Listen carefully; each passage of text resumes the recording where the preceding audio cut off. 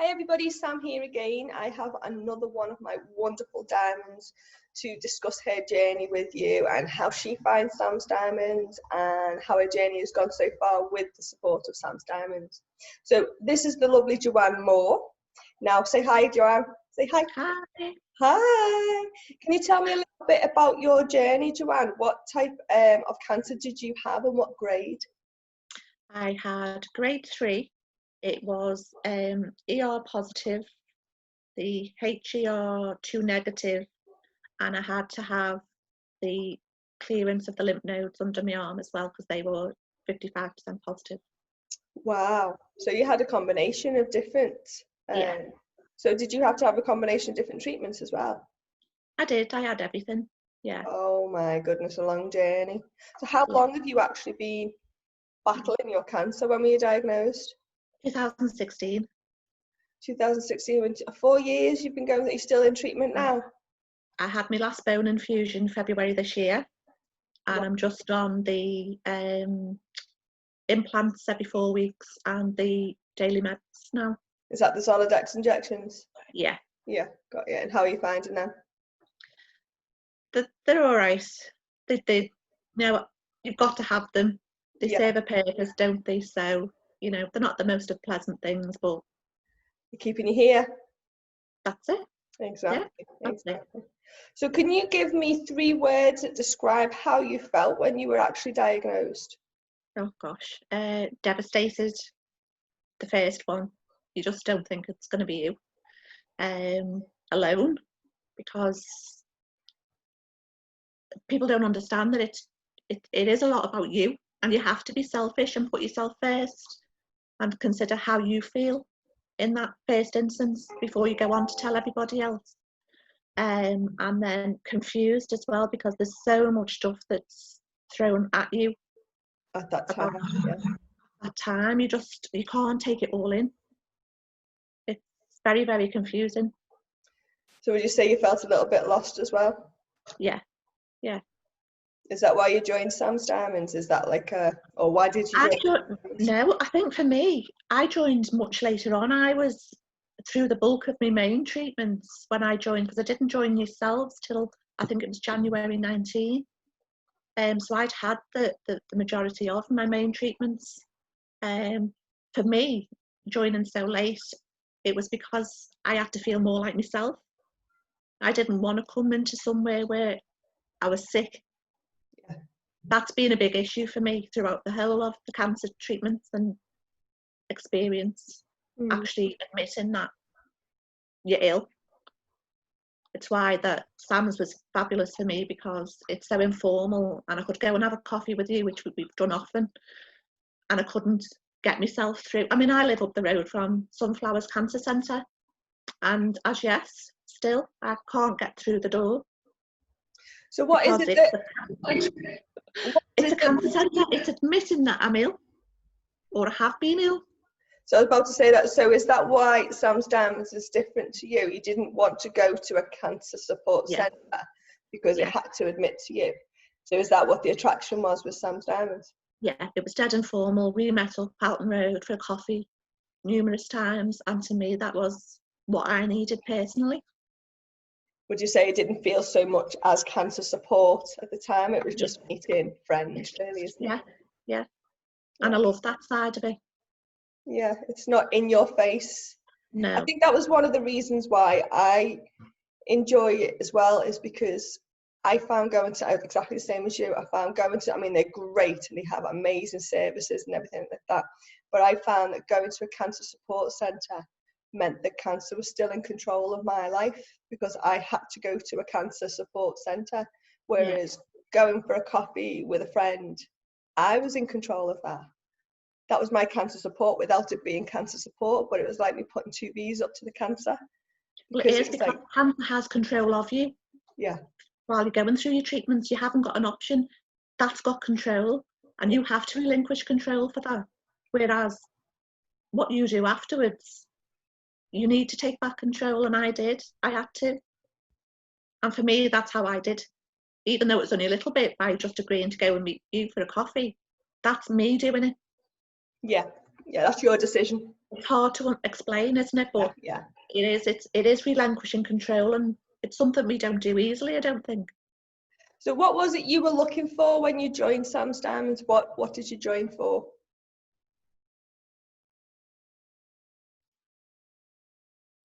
Exactly where you're coming from, you know, on your good days as well as your bad days. You can always just, I mean, I know that you're there at the end of the phone should it be about anything, not just cancer related, and we have spoke about numerous things.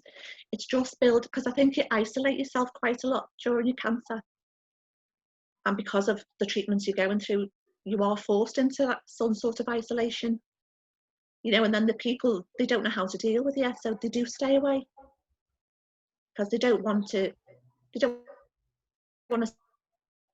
say the wrong avoid you, really. So you are quite isolated. So for me, it was more of a social thing to get back out there. One step at a time, really. Yeah, small steps, but it's what you needed at that time. Oh God, yeah. Okay, so how long have you been a diamond for now? Since January 19. Wow. Yeah. I Yeah. thought it was longer than that. Did you? Yeah, I thought it was longer than that. Yeah. Okay, and so in your journey at the moment, can you just tell us what treatments you had to have on your journey so far? Right, okay. So when I got diagnosed, they also, when you have your body scans to check everything out, they also found I had areas on the lung and the liver. So before I even started my breast cancer treatment, I had to go and have a liver biopsy to see if that was cancer or not. So I had all that first. That came back fine. It wasn't, it was just these lesions, which they just review. So then it was starting then with the breast treatment. So I had 10 centimetres removed from the left breast. I had the node clearance under my arm, and they also took 10 centimetres out the right breast so that it wasn't lopsided. So it was literally right across. Once I'd had that, I healed really well, but then unfortunately I got infection in the left breast, so I had to go back 3 months later for another surgery, which again, they took a load of stuff out, and that was left open throughout my chemotherapy because it wouldn't heal. Oh my goodness. Yeah, it was quite a straight. It was actually the oncologist that forced me to have the second surgery because my chemo was delaying because of the infection, and he really wanted me to have the chemo. So he said, she's not going home until you get this sorted. And after 6 weeks of different antibiotics and squeezing and cutting and burning and whatever, I had to go and have another surgery. So then I could start my chemotherapy straight away. So then I had 5 months worth of chemotherapy. I think I had about 2 weeks off. Then I had 3 weeks of everyday radiotherapy. And then I had the bone infusion start. So I had them every 6 months for 3 years. I've also had to have 2 hand surgeries because the chemo damaged the nerves in my hands. So I've had the carpal tunnel surgery on both hands. I think that's about it. You've been through the wars. Oh, don't go she's still come straight in. She's still standing. Yeah. How strong your body is.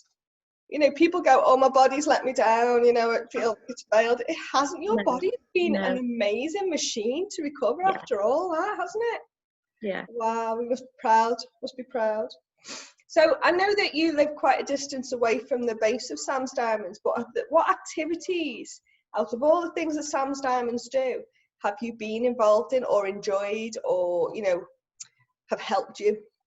I love the Christmas fair. The atmosphere there that day was just, it was fabulous.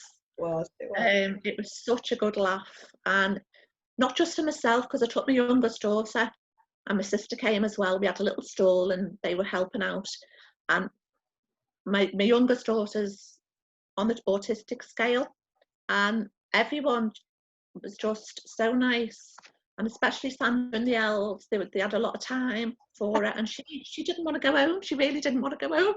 She actually was frightened of Santa, wasn't she? She'd never seen Santa until that day. Is that right? Yeah, she'd never wanted to go and see Santa before, and I think it had a lot to do with Lindsay the elf. It was just fabulous, absolutely fabulous. Put her at ease, took her in. Santa was great, understood that she didn't want to go and sit too close. It's the understanding of these people at these things, Sam. You don't get that anywhere else. No. You don't. Or we might be getting a visit to Santa again this year and a Christmas fair Lovely. again this year, hopefully. So let's see if Santa remembers her. And And apart says from whether that, she's been a good girl. I've only really done coffee mornings really with you when I did the breast cancer coffee morning with Jenny. Yeah. At the shop. Yeah. But as I say, I've had because of the treatments, I have other issues that have developed from the chemotherapy mostly, and it's been passing out. Yeah. So it does restrict me on what I do on a daily basis. So I don't always get to these things, but I do always follow you, and I do always know what you're up to. So you're part of the Facebook group then? Yes. And how do you find that? I love it. I'm always on, seeing what's going on and having a nose, and I like the information. I like to be able to go on and ask stuff, you know, or be able to just help. If, you know, say a question that I think, well, I had that or whatever. It's something that, it's a way of giving back. Definitely. And that empowers you when you can do that, doesn't it? It's important, yeah. It might just be the simplest thing, you know, like sickness from the chemo, ginger biscuits. Yeah. You know, I lived on ginger biscuits and swore by them. I live on them now and I'm not even sick. It's something that you're not told. It's only by other people having it and been through it that you get to know these fantastic ideas of what might ease the symptoms. And I think as well, it's people who've been there and done that, isn't it? It's not like, I mean, Macmillan are amazing and the nurses are amazing, the information centres are amazing, but unless you've stepped in those shoes, you don't know how they're feeling or the little tips and hints that you can get on the journey that people have found. And I think that's a good thing about the group is people pass these on because they want to help. Everybody understands, everybody gets it, and everybody wants to support others to say, look, I did it, you can do it too. You know what I mean? We're here for you. It's amazing, isn't it, the group? Yeah. It's something so simple, but amazing. So what would you say that Sam's Diamonds does for you? Initially, it was the bit of normality. It was being able to get back out there. Because I you know, I lost my job. I was made redundant while on chemotherapy. So I was isolated through that. No one wanted to come. And, you know, you found out who your friends were. So everyone avoided a lot, I think, from my side. So it was, I've lost a lot of friends that way and social interaction that way. So to get back out there, you were the first step for me, really. I've put my toe back out there because your confidence goes. I mean, you've got no eyelashes, you've got no eyebrows, you've got no hair, or you've got poor hair. You know, it's very confidence diminishing, isn't it? You know, you don't feel like yourself. But you don't actually feel like you're losing that confidence at the time. It's just all of a sudden, oh, I can't do that, I can't do that. And you go, what's happened to me, isn't it? It's like a smack in the face. I used to be able to do that. Doing anything. Yeah, it is. But dipping your toe, I think that's what I did with you, and that encouraged me then to do it with other places. Brilliant. Brilliant, that's what we want. So if you could sum up Sam's Diamonds in one word, what would it be? Oh, I'm grateful. So I think grateful, yeah. Not just to have someone there, someone to encourage you, someone who wants you to do well. I mean, me and you've spoke about stuff that's not cancer related. You go out your way to help. It's a place of encouragement and hope, and it's not all about cancer, which is what I like, and a lot of other people like. I'm sure the Diamonds say it. We were discussing this the other day. I think a lot of people get put off going to a support group because they think it's just going to be talking about cancer. But if you could put like a percentage of how much we talk about cancer to how much we talk about everything else, what would it be? Probably about 20% about cancer and about 80% to everything else. Exactly. And I think the reason I love that is it becomes a personal service. It's not cancer service. It's a personal service, and it allows 9 times out of 10 you've got your journey set. I've got to do this, I've got to do that, I've got to do that, and it's everything else around that tips you over the edge, trying to deal with everything else that goes on when you've got your mind full of cancer and your journey and your treatment and everything, and then maybe, you know, your brother's playing up, your sister's playing up, you know, mother-in-law's playing up, all these, or ex-relation like partners are playing up, and all these things are just too much. So sometimes just come in to have a sit with the girls and go blah, blah, blah, blah, blah, get it off your chest. You can cope better then with your cancer journey. Let it all out. Yeah. And I just say the isolation that's there, it combats that, doesn't it? It does, yeah. I mean, for me, the 20%, I mean, don't get me wrong, a lot of people might want to go and talk more about the cancer because they've got to get it out there and deal with that part first before they want to go and evolve on to talking about stuff that's not cancer related. Now, I know you're happy to do that as well. Yeah. You know, you're not going to say, oh no, that's enough now. But one of the things our group leaders are trained to do. Sorry, I interrupted you there. No right or wrong way. No, but one of the things our group leaders are trained to do is if somebody wants to talk about cancer or are in a bad place, they take them to one side and have that discussion. Yeah. And let everybody else carry on talking, you know. And there might be something that that conversation can throw the group leader into a question for everyone that'll give this person an answer without saying exactly what's going on. It could be just, has anybody else ever found blah, blah, blah, blah? And then there's a big discussion on it without actually declaring this person's struggling with that. Do you know what I mean? So it's that kind of, you don't have to go to the meetup and declare to everybody what you're struggling with, what your problems are, how you're not feeling like you can cope or anything like that. There's none of that, because everybody's trying to move forward in a positive way. But if our group leaders detect something, then they will pull you to one side and have a little private conversation and help you. That's right. And I think that's the right way to do it, to be honest with you. And I think that's a lesson I learned when I was looking for support. I initially went to a support group where we were all sat in a room, and you went round the room and you had to introduce yourself and say, I'm here because blah, blah, blah. And I did that. And then I got all these negatives. I was looking for information about going on Doxer, whatever it's called, Taxative. And I was scared about going on to it. And 3 people in that room told me nightmare stories about them being on it. And it didn't help. Didn't help. In fact, that was one of the things. I had 3 wobbles on my journey where I just went into complete tears. And that was one of them. And I ran out the room. I'm not surprised, because everyone's journey is different. Everyone's symptoms are different. You can be on the same meds as someone else. They could get nothing. You could get everything. Yeah. You know, you can't compare. No, you can't compare. But the thing, do you know, I'm glad that happened to me, because when that happened to me, that made me make a few decisions about starting my own group up and how it should be and what shouldn't happen. And now things are in place to stop that happening now. So the Sam's Diamonds meetups are positive places where you can talk freely, and the group leader is there for private conversations. Do you know what I mean? So, and I think that's the way it should have been, if that makes sense. You don't want everyone, you know, there's personal things, parts to the treatments and stuff. Not everybody needs to know that. Exactly. And there's also, everybody in the group is trying to keep swimming. Yeah. And you don't need people pulling your ankles every 5 seconds, which is one of the things I pride the group on, being a positive group. We all know the negatives that are out there.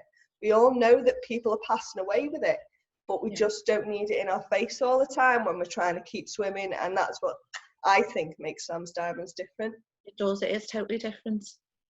Yeah, it definitely. Oh, well, we love you being a diamond, and we're glad that we're actually impacting you and helping you on your journey. And I wish you luck with the rest of your journey, and don't be going anywhere, because we've got all kinds coming up in the group now.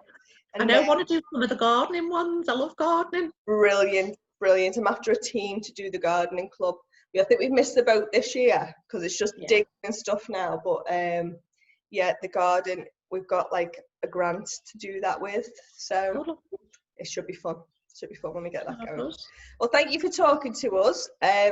Give everybody a wave goodbye, and we hope that's helped everybody. Yes. So that was Joanne, one of our diamonds. Oh, quick question, Joanne. What would you say to anybody who's just been diagnosed and was like, oh, do I join, do I not, do I join? What would you say to them? Do it. I'm sorry I left it so late. Yeah. You know, I wish I'd have had the positivity. I wish I'd have had the knowledge from all the members. I wish I'd have had the comfort that the group gives. You know, it is a very emotional, trying time, and if you've got support from the beginning, God, take it. You need to take it. You need to be kind to yourself. These people are only going to be there to help you. You know, I joined very much late on. I'd been through all most of mine, but I still get so much from it. But to get there at the beginning, oh God, yeah, do it. Excellent. Okay, thank you very much. You're welcome.